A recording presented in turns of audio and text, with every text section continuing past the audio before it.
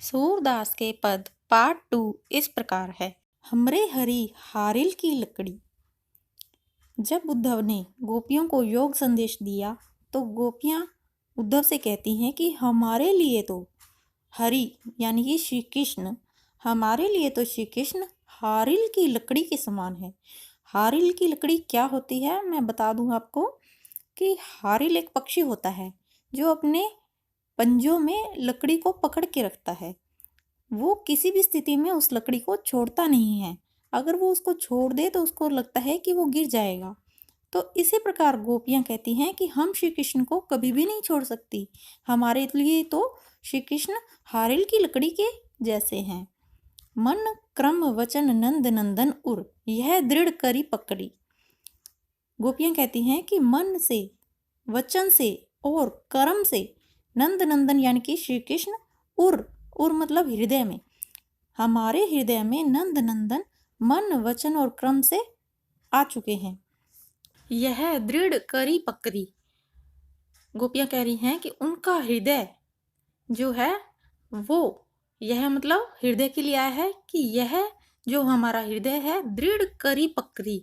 दृढ़ यानी मजबूती से पकड़कर नंद नंदन को रखे हुए हैं, यानी कि हमारे हृदय में मजबूती से नंद नंदन बस गए हैं। हम चाहें भी तो उनको छोड़ नहीं सकते।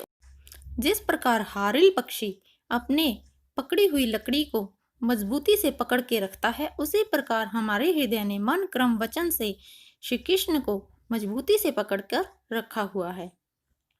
जागत सोवत स्वप्न दिवस निसी, काना काना जकरी। जागत मतलब जागते हुए, सोवत मतलब सोते हुए, स्वप्न मतलब सपने में, दिवस मतलब दिन में, निसी मतलब रात में। जागते सोते सपने में दिन रात काना काना जकरी, हमें श्री कृष्ण की ही जक लगी हुई है। जक मतलब उनकी ही धुन लगी हुई है, उनसे ही मिलन का मन करता रहता है। यानी कि श्री कृष्ण के बारे में ही हमारा हृदय सोचता रहता है। श्री कृष्ण से मिलने की हमें रट लगी रहती है, हमें धुन लगी रहती है। चाहे हम जाग रही हो, चाहे हम सो रही हो, चाहे हम सपना देख रही हो, चाहे दिन हो चाहे रात हो, हमें तो बस कान्हा से मिलन की एक आशा है। सुनत जोग लागत है ऐसो, ज्यों करोई ककड़ी।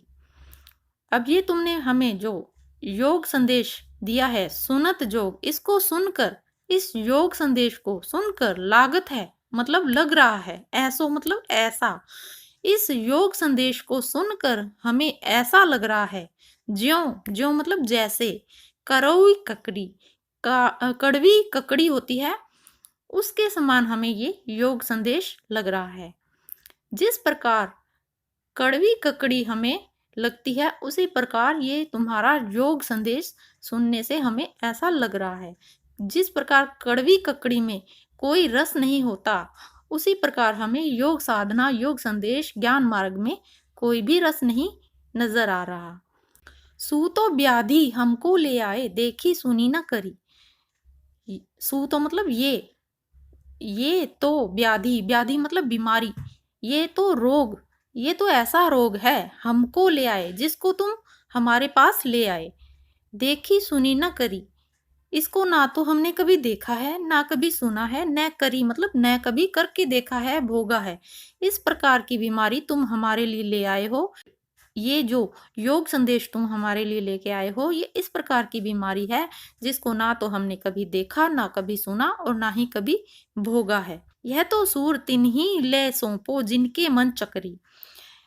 सूरदास जी गोपियों के द्वारा कहते हैं कि गोपियां कह रही हैं कि यह जो तुम योग संदेश लाए हो, यह तो तिन ही ले सौंपो, उन्हीं को सौंप दो। तिन ही मतलब उन्हीं को, ले सौंपो यानी कि उन्हीं को दे दो। जिनके मन चक्री, जिनके मन में चक्री है यानी कि चक्कर में रहता है जिनका मन, कभी इधर कभी उधर।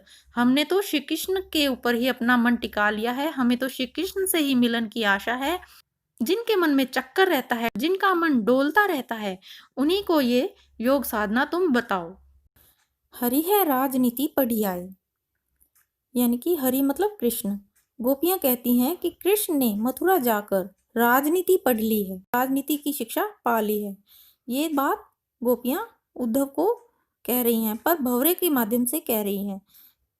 समझी बात कहत मधुकर के, ये बात हम समझ गई हैं, पहले ही समझ गई थी। गोपियां कह रही हैं बात समझी, ये बात हम पहले ही समझ गई थी। कहत मधुकर के, इस प्रकार से कहती हैं। मधुकर के मतलब मधुकर को, भंवरे को गोपियां इस प्रकार से कहती हैं कि ये बात तो हम पहले ही समझ गई थी। समाचार सब पाए, और अब हमने सारा समाचार भी पा लिया कि सचमुच में ही वो बदल गए हैं। उन्होंने वहां पर जाकर राजनीति की शिक्षा ले ली है, क्योंकि उद्धव को भेज दिया है। उद्धव को भेजने की वजह से गोपियां समझ रही हैं कि सचमुच में ही श्री कृष्ण बदल गए हैं। अब तो हमें पक्का विश्वास हो गया, समाचार मिल गया, अब तो खबर मिल गई। एक अति चतुर होते पहले ही अब गुरु ग्रंथ पढ़ाए। गोपियां कह रही हैं कि श्री कृष्ण तो एक अति चतुर, एक तो पहले ही अति चतुर थे, पहले ही बहुत चालाक थे। होते मतलब थे।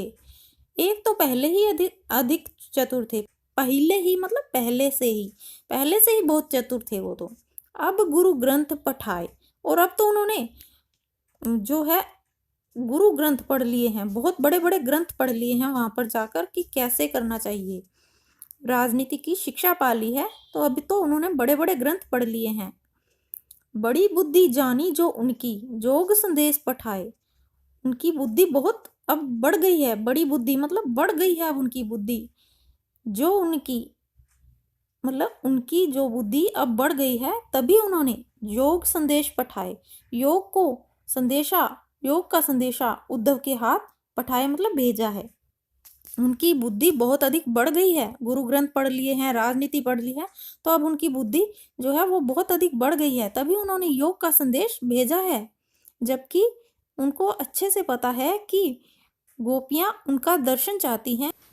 श्री कृष्ण ने उद्धव के हाथ जो योग संदेश भेजा था, उसमें निर्गुण ब्रह्म की उपासना का संदेशा था, लेकिन गोपियां श्री कृष्ण के साकार रूप से प्रेम करती थी, उनका दर्शन करना चाहती थी, इसलिए गोपियों को श्री कृष्ण का ये संदेशा अच्छा नहीं लगा। उद्धव भले लोग आगे के, परहित डोलत धाय। आगे के मतलब पहले जमाने के जो लोग थे वो पहले बहुत भले लोग होते थे। परहित डोलत धाय, वो दूसरों की, परहित मतलब दूसरों की भलाई, परहित दूसरों की भलाई के लिए डोलते रहते थे, यानी कि इधर उधर भागते रहते थे। धाय मतलब भागते रहते थे, डोलते रहते थे, भागते रहते थे। दूसरों की भलाई के लिए ही डोलते और भागते रहते थे। पहले के जमाने के जो लोग थे, वो पहले के जमाने के लोग बड़े ही भले लोग होते थे। इसी प्रकार से उद्धव को ताना मार रही हैं, कटाक्ष कर रही हैं कि तुम तो बड़े भले हो, कि जो परहित करने के लिए यहाँ पर आए हो।